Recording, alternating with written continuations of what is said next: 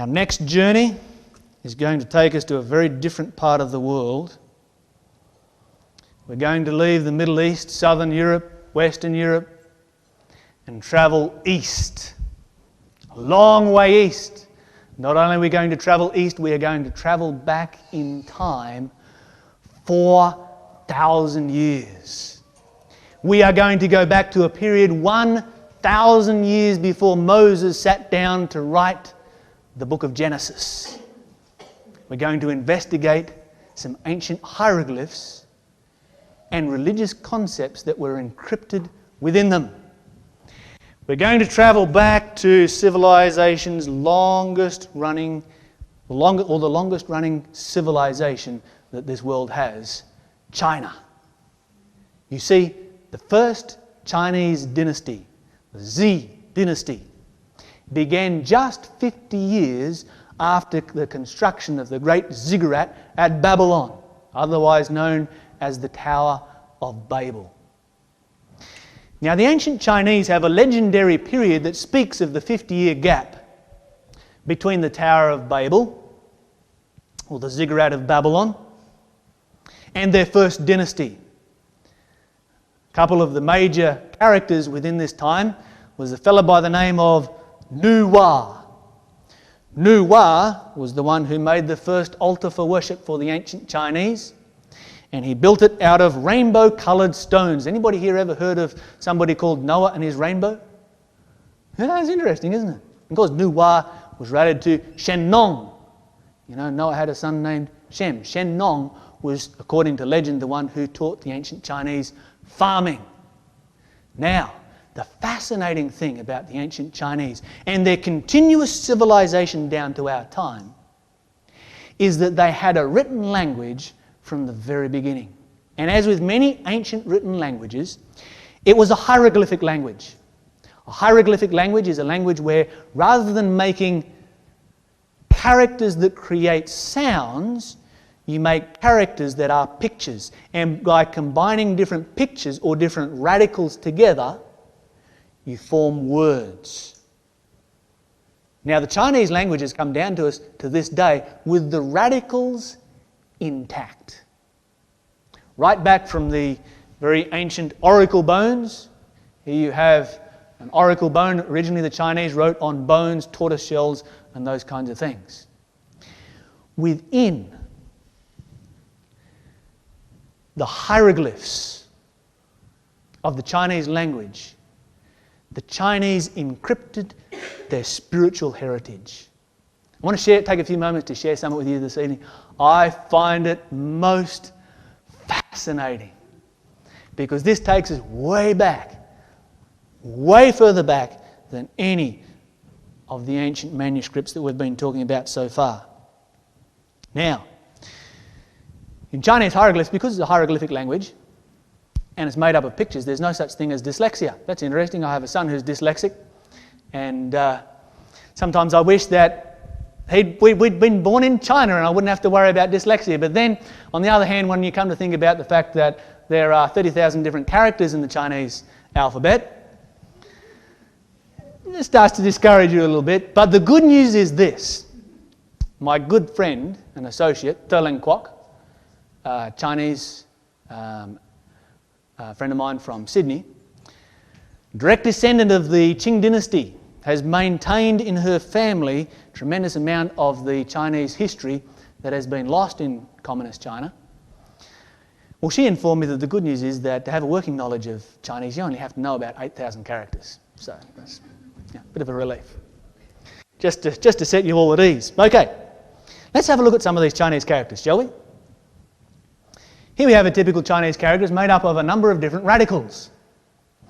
Now, when you look at Chinese characters, the question you have to ask yourself is this. When they were originated, what was the person thinking when they came to put this word together? Why did they combine certain pictures to make a certain word? Let's have a look at some of the radicals that we have here. The first radical that we have is the radical for king.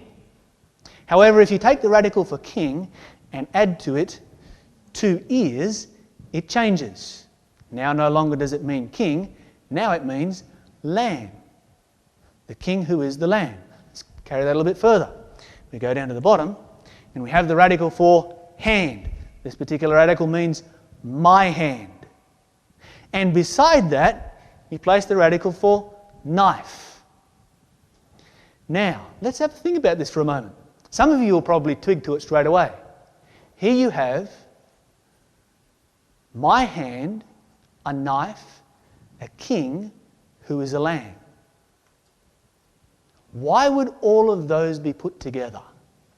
You see, the word is the Chinese word yi. It means righteousness. My hand that takes the knife to take the life of the lamb who is the king. For those of you who are Christians, you will immediately recognize what that's all about, won't you? It's quite plain to the whole of Christianity right there. Not only that, it goes deeper than that. Because when you combine these two radicals here together, my hand and a knife, it means me or myself. The two radicals at the top combined together mean lamb. The lamb over me makes me righteous. That's a straight out Christian concept. Let's continue a little bit further. I'll show you a few more. There's some really fascinating ones here. Take, for example, this one right here. This is the word for a ship. A large, humongous ship. A couple of different radicals. The first radical is this one right here, the canoe. And you can see the two people sitting in the canoe with their paddle. A very small rowboat. Now, if you want to put together certain pictures to describe not a small rowboat, but a massive ship, what would you add to this particular radical right here? Well, it's quite simple. You add the number 8, and you add this symbol right here, which is the symbol of a mouth, square mouth. It can mean mouth, it can mean person. 8 persons on the boat make a massive ship. Where do you get that from? Yeah, that's Noah's Ark. Absolutely. 8 persons on the boat. Or you could put it this way. 8 mouths to feed on the boat. You see Chinese count by mouths to feed. 8 mouths to feed on the boat. Okay, here comes this one's another fascinating one. This one I find quite astounding. First of all, you start with the hieroglyph for dust or dirt. Add to it the hieroglyph for, or the radical I should say, for breath. So now you've got dust plus breath equals, here comes that mouth again, the person, but not any kind of person, it equals a living person, because there you have a living person. You see how he's standing up on top of the land? So you've got the person, you get your person standing up here, and there's the land underneath. So that's a living person. So here's what you've got. Dust plus breath equals a living person. You know, I can read that to you from what Moses wrote 1,000 years later. Let me read it from here. Watch this. This is fascinating. The Lord God formed man of the dust of the ground, breathed into his nostrils the breath of life, man became a living soul. We'll continue on. Look at this one. I love this one right here. Oh, there's lots of things in this one. The first radical at the top is a divine being from above who comes down as rain in the form of how many persons? 3 persons. Then you have the word for work, or the hieroglyph, or the radical for work. So when the divine being who comes down from above as rain in the form of 3 persons works, he creates 2 people, is the result. And the word is spirit. There's your word for spirit right there. And so it all just comes together. Okay, let's take it a little bit further. This one's a beauty. Take a look at this one for a moment. Now, in the Chinese hieroglyph, when they draw a tree, it's interesting how they do it. They don't draw a tree like I used to draw a tree when I was a kid. They draw the ground, and they draw the roots underneath, and then the tree above. So just so you know, that's a tree. In this one, there are two hieroglyphs. You start at the bottom with, or two radicals, the radical for God.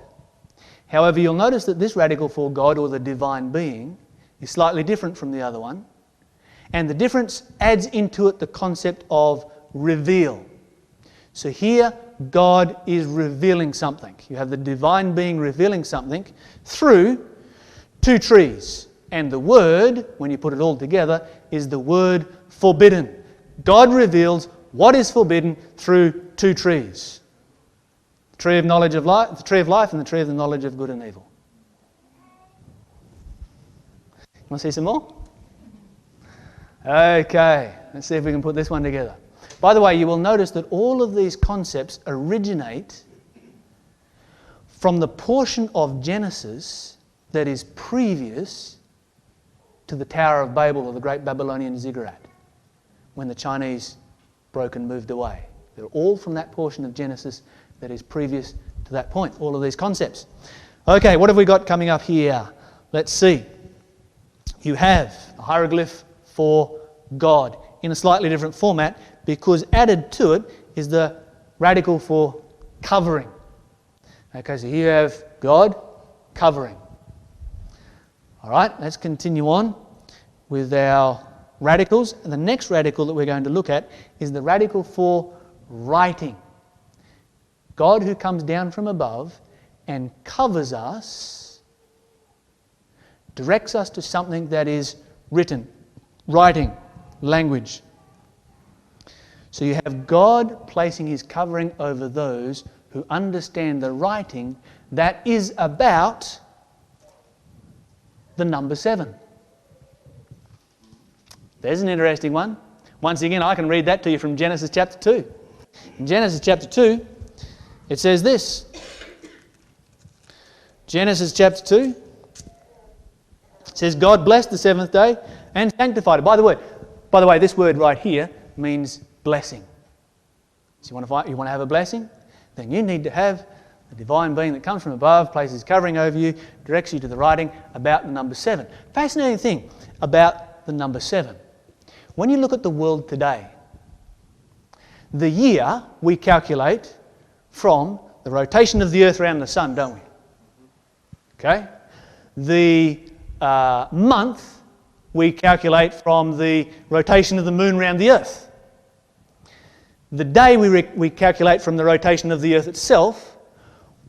Where do we get the 7-day week from that you can find anywhere in the world, any culture in the world? Where does it originate? It only originates in one place. The Chinese have identified it right there. It originates in the book of Genesis. Okay, next one. Let's see. What have we got here?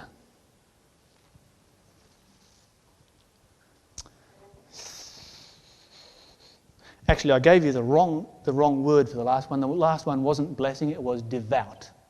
It was devout. So a devout person is one who the divine being from above places covering over, understands the writing about number 7. This is the one for blessing. Do apologise. My Chinese is a little bit scratchy.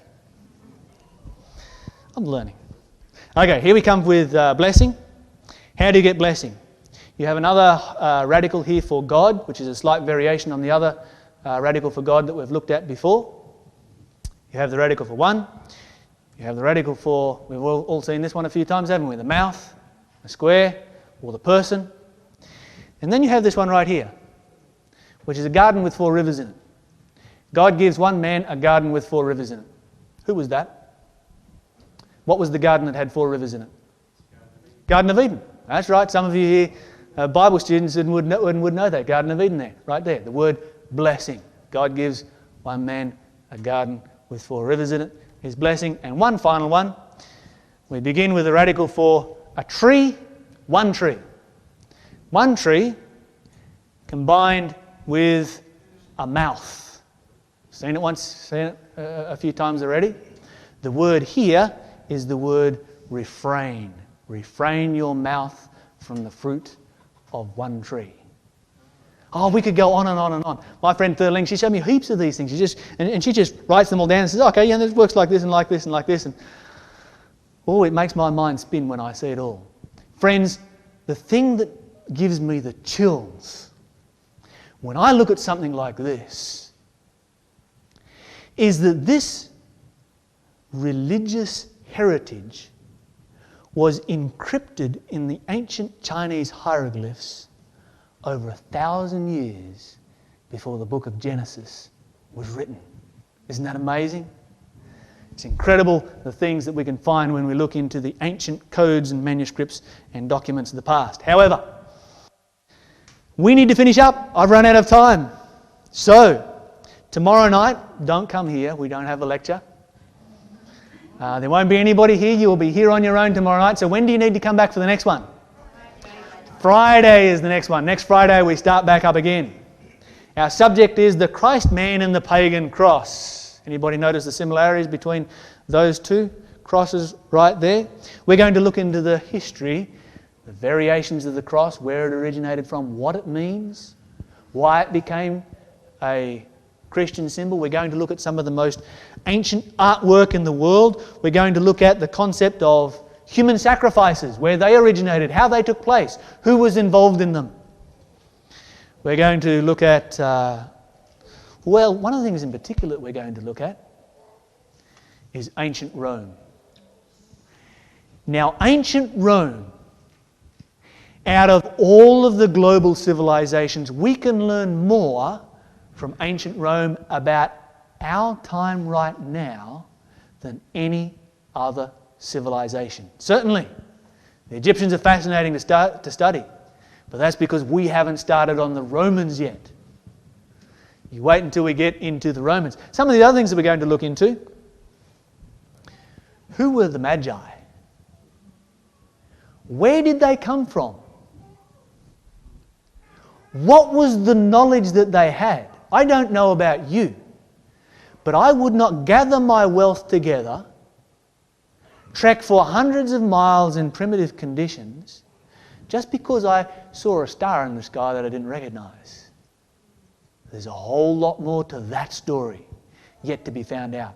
Those are some of the things that we're going to dig into next week. Look forward to seeing you all then. It's been great to be with you all.